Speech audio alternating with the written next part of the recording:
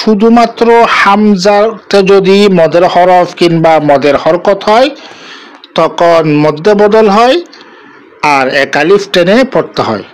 আউযু বিল্লাহি মিনাশ শাইতানির রাজিম। বিসমিল্লাহির রহমানির রহিম। সম্মানিত ভাই বোনেরা, আসসালামু আলাইকুম ওয়া রাহমাতুল্লাহি ওয়া বারাকাতুহু।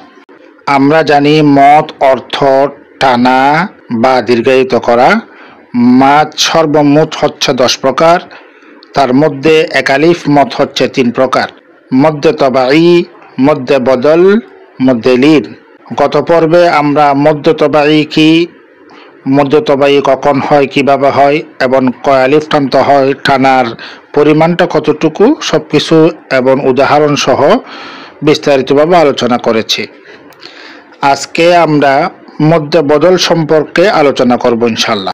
একালিফ মদের দ্বিতীয় প্রকার মধ্যে বদল।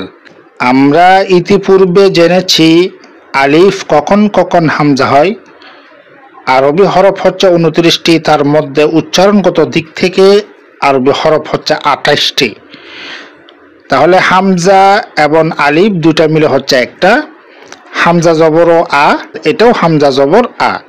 শুধুমাত্র হামজার উপর যদি মাদের হরফ, জবরের বাম পাশে খালি আলিফ, পেশের বাম পাশে জজমলা ওয়াও, জেরের বাম পাশে জজমলা ইয়া, আর মাদের হরকত খাড়া জবর, খাড়া জের, উল্টা পেশ, এগুলো যদি হামজার উপর হয় তাহলে এটা মধ্যে বদল এক আলিফ টেনে পড়তে হয়। উদাহরণ দেখি আমরা কয়েকটা, তখনই আমরা ভালোভাবে বুঝতে পারবো। হামজা খাড়া জবর আ, হামজা খাড়া জের ই, হামজা উল্টা পেশ উ। তাহলে এখানে মদের হরকত আসলো হামজার মধ্যে, এই জন্য এটা হচ্ছে মধ্যে বদল। আ মানা, এখানে দেখেন হামজার উপরে খাটা জবর, এটা মধ্যে বদল। উ মিনা, এখানেও দেখি পেশের বাম পাশে জজমলা ওয়াও, হামজাতে মত আসছে। ইমানান, এখানেও দেখি হামজার পরে মদের হরফ আসছে, জেরের বাম পাশে জজমলা ইয়া, এই জন্য এটা মধ্যে বদল। ওয়ালাল আখিরাতু, এখানেও দেখি আ হামজার উপরেই খাড়া জবর, মাদের হরকত আসলো, এই জন্য এটা মধ্যে বদল এক আলিফ টেনে পড়তে হবে। ওয়াল উলা, এখানে দেখি পেশের বাম পাশে জজমলা ওয়াও, হামজার পরে, আর এখানে লামের উপরে খাড়া জবর, এটা হচ্ছে মধ্যে তবাই। গত পর্বে আমরা এটা নিয়ে আলোচনা করেছিলাম।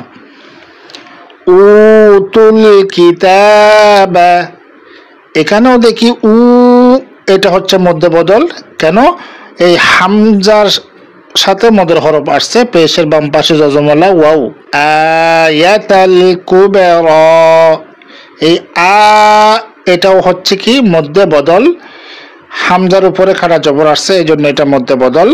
এই উদাহরণ থেকে আমরা যেটা বুঝতে পারলাম, শুধুমাত্র হামজাতে যদি মদের হরফ কিংবা মদের হরকত হয় তখন মধ্যে বদল হয় আর এক আলিফ টেনে পড়তে হয়।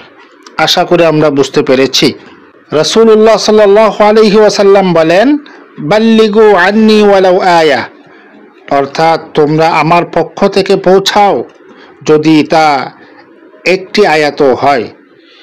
এই হাদিসকে মান্য করে লাইক, কমেন্ট ও শেয়ার করে ধর্মপ্রাণ মুসলিম ভাই বোনদের শিকার সুযোগ করে দিই। কেননা আমাদের শেয়ারের ফলে একজন ভাই কিংবা বোন যদি শিখতে পারেন তাহলে আমরাও সওয়াবের ভাগীদার হব ইনশাআল্লাহ। পরিশেষে বলবো, আমরা যারা ইউটিউব থেকে দেখছি চ্যানেলটি সাবস্ক্রাইব করে দিই আর বেল আইকনটি অন করে দিই। আর আমরা যারা ফেসবুক পেজ থেকে দেখছি পেজটি ফলো করে রাখি, যাতে আমরা পরবর্তী ভিডিওগুলো ধারাবাহিকভাবে দেখে শিখতে ও জানতে পারি। আগামী পর্ব দেখার আমন্ত্রণ জানিয়ে এখানে শেষ করছি।